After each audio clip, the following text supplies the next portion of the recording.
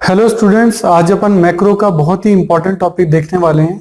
इस चैप्टर का नाम है मनी और ये चैप्टर इस साल तो इम्पोर्टेंट है ही और साथ में आने वाले आपके कई ईयर्स तक, चाहे आप सीए करें, चाहे आप सीएस करें, चाहे आगे जाके आप एमबीए करें, सभी में ये चैप्टर जो है डायरेक्टली और इनडायरेक्टली जो है अपना इंटरफेयर जो है रखेगा।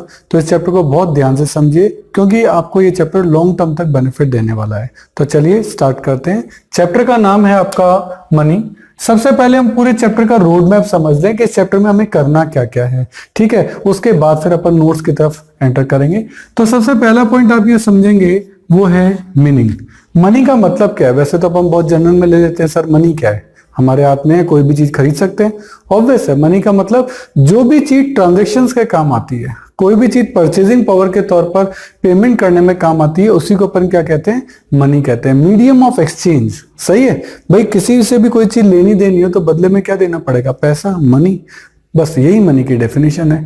अब मनी का वर्ड आया कहां से? तो ये ग्रीक वर्ड है और ये जो है मोनेटा नाम जो है उसका था और उससे ये डेवलप हुआ धीरे धीरे कि किस तरह से ग्रीक वर्ड मोनेटा से ये मनी जो है लॉन्ग टर्म में इंग्लिश वर्ड में चेंज हो गई। तो उसकी डेफिनेशन वगैरह अपन देखेंगे।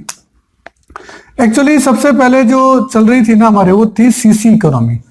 CC economy, commodity versus commodity, यानी अब कमोडिटी ही आपको देनी है और कमोडिटी ही आपको लेनी है, तो इसको क्या बोलते हैं? CC economy. तो पहले जो चल रही थी इसे सीसी इकोनॉमी कहते थे। इसका एक दूसरा नाम भी आपने सुना होगा, दैट इज बार्टर सिस्टम।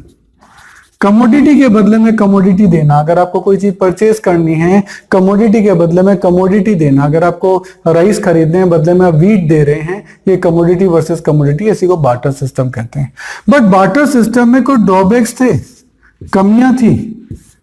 वो कमियां क्या थी कि अगर आपको कोई चीज खरीदनी है, मान लो आपको राइस खरीदना है और आपके पास वीट है, तो अब आप एक ऐसा जना ढूंढिए जिससे कि आपको राइस मिल सके और बदले में आप उसे वीट दे सकें। अब आपको ऐसा जना मिल गया जिसके पास राइस है लेकिन उसको वीट नहीं चाहिए, उसको शुगर चाहिए, तो आप तो नहीं खरीद सकते। तो ये बहुत बड़ी समस्या थी कि आपके पास वीट है लेकिन सामने वाले को वीट नहीं चाहिए ना, तो जो डबल कोइंसिडेंस है ना, वो नहीं बैठ रहा था। तो जब छोटी इकोनॉमी होती है तब तो इसकी कोई जरूरत नहीं होती, पर जब नंबर ऑफ आइटम्स खूब बढ़ जाते हैं तब फिर बार्टर सिस्टम जो है वो एप्लीकेबल नहीं रहता। इसके अलावा बार्टर सिस्टम में कुछ और भी कमियां थी। स्टोर ऑफ वैल्यू, आप वैल्यू को स्टोर कैसे करेंगे? सही है, आज तो 1 करोड़ के नोट आप इकट्ठे कर सकते हैं, लेकिन 1 करोड़ के कैटल्स तो आप इकट्ठा करना बड़ा मुश्किल है। 1 करोड़ का व्हीट या राइस तो इकट्ठा करना बड़ा मुश्किल है। इसके अलावा ट्रांसफर ऑफ वैल्यू, क्या कि आप वैल्यू को ट्रांसफर करना चाहते हैं, यहां से यूरोप पर अपना पैसा ट्रांसफर करना चाहते हैं। अब आप 1 करोड़ रुपए ट्रांसफर करना चाहते हैं, आप तुरंत कर सकते हैं। बट आप ये चाहें कि हम कैटल से 1 करोड़ के यूरोप में शिफ्ट कर दें, तो वो आपके लिए बड़ा मुश्किल हो जाएगा। तो ट्रांसफर, स्टोर और डबल कोइंसिडेंस, ये बहुत सारी जो चीजें थी उसके कारण जो है बार्टर सिस्टम जो है धीरे धीरे अपनी इंपॉर्टेंस खोने लग गया और उसी के कारण इवोल्यूशन हुआ किसका? मनी का। बार्टर सिस्टम के जो फेलियर्स रहे, ये बार्टर सिस्टम जो फेल हुआ, उसी के कारण मनी आई। अब मनी का इवोल्यूशन भी कैसे हुआ? धीरे धीरे हुआ। सबसे पहले तो सी शेल्स वगैरह, ये सॉल्ट इवन मनी के तौर पे चलता था, यदि किसी को कोई चीज खरीदे तो बदले में सॉल्ट दे रहा है। फिर धीरे धीरे ये मेटल्स पे आया कि यहाँ पे gold coin, silver coin, copper coin ये चलने लगे। सही है। फिर उससे पहले ये जैसे सॉल्ट पे था, उससे बात की पहले कैटल्स पे आया कि बदले में आप जो है कैटल्स दे रहे हैं, 2 बकरियां दे दी, 2 भेड़ें दे दी, इस तरीके से।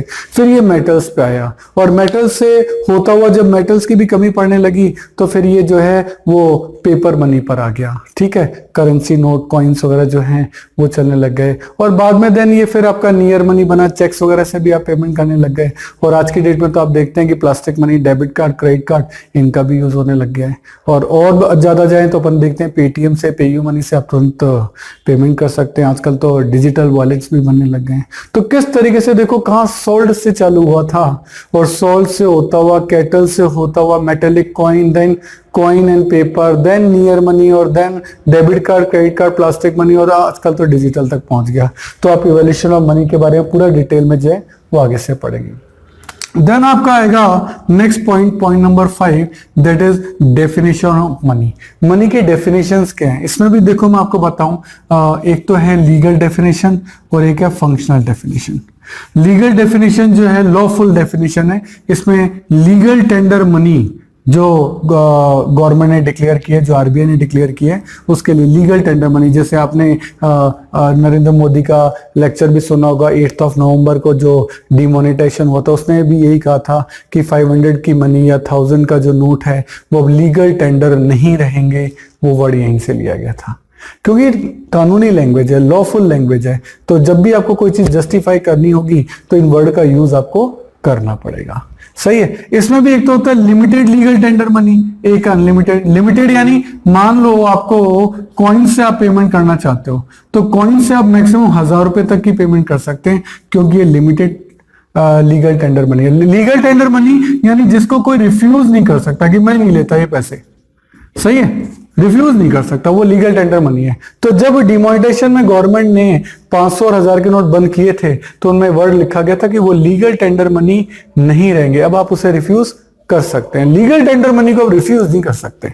सही है। उसमें भी कॉइन आप 1000 रुपए तक तो लेने ही पड़ेंगे आपको। उससे ज्यादा कोई पेमेंट अगर कॉइन से कर रहा है कि लो जी सर 10 लाख का पेमेंट मैं कॉइन से करूंगा, तो फिर आप मना कर सकते हो, क्योंकि ये लिमिटेड लीगल है।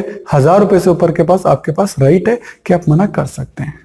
और unlimited legal tender money, currency note के थ्रू अगर आपको कोई पेमेंट कर रहा है, तो नोट्स के थ्रू अगर आपको पेमेंट कर रहा है तो आपको लेने ही पड़ेंगे, आप उसे मना नहीं कर सकते। सही है, ये अनलिमिटेड लीगल टेंडर मनी है। और नॉन लीगल टेंडर मनी, जिसके के लिए मतलब लीगल कुछ नहीं कहता, जैसे मान लो आपको चेक से कोई पेमेंट कर रहा है, आप मना करना चाहो तो मना कर सकते हो, you have the right for that, उसमें कोई दिक्कत नहीं है। लेकिन कॉइन के लिए आप 1000 तक मना नहीं कर सकते, और नोट के लिए तो कभी मना कर ही नहीं सकते कि नहीं जी मुझे 500 का नोट नहीं चाहिए। और non legal tender money cheque वगैरह है, बिल वगैरह है, इसका आप मना कर सकते हैं। फंक्शनल डेफिनेशन जस्ट एक लॉफुल डेफिनेशन और कुछ भी नहीं है। तो ये वाला जो सेक्शन है ना, ये बहुत इंपॉर्टेंट है, इसके बारे में टाइम टू टाइम क्वेश्चन पूछे जाते हैं। देन आता है sir function of money. Sir money का काम क्या है, क्या जरूरी है? अब ऐसे तो अपन जानते हैं कि मनी तो सर बहुत जरूरी है, हर काम के लिए पैसा चाहिए। थोड़ा सा थ्योरेटिकल अपन जाएंगे।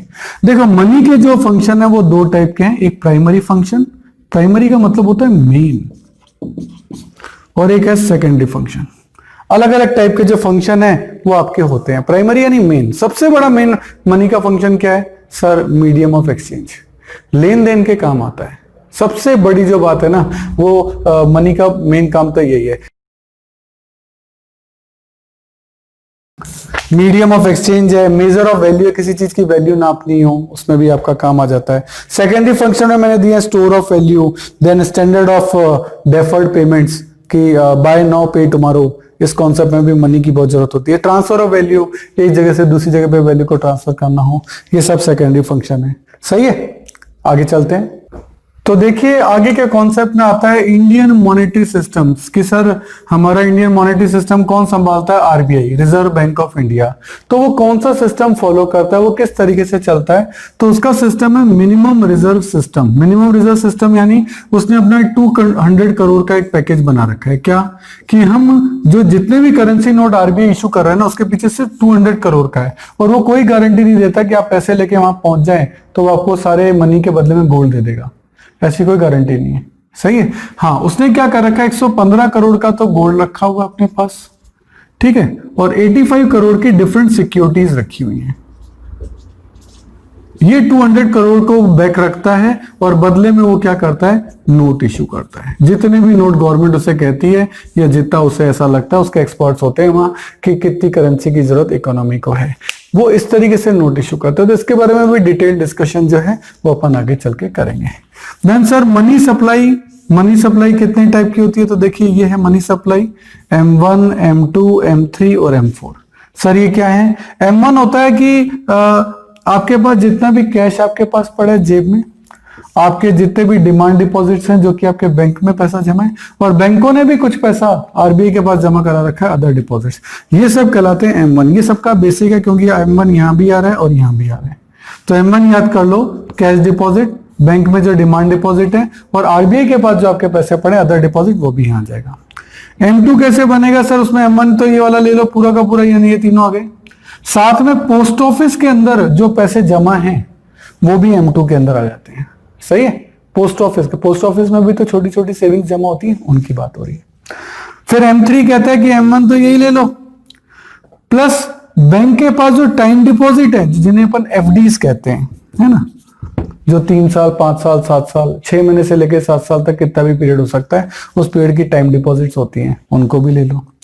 और M4 कहता है कि M3 तो ये वाला ले लो, प्लस पोस्ट ऑफिस वाली जो यहाँ ली थी वो भी यहाँ ले लो, तो ये M4 हो जाएगा। तो कुल मिलाकर एक कॉन्सेप्ट है जो कि आपको याद करना है। इसमें भी मैं आपको बताऊं, ये आपके ट्रेडिशनल मेथड कहलाते हैं, M1 और M2। सही है, ये दोनों ट्रेडिशनल मेथड है। इनको कई लोग नैरो मनी कॉन्सेप्ट भी कहते हैं, ठीक है, नैरो मनी कॉन्सेप्ट। और ये मॉडर्न अप्रोच कहलाती है, और इसको लोग ब्रॉडर मनी कॉन्सेप्ट भी कहते हैं। सही है, तो इस तरीके से ये मनी सप्लाई के कॉन्सेप्ट है जिनको हम डिटेल में डिस्कस करेंगे।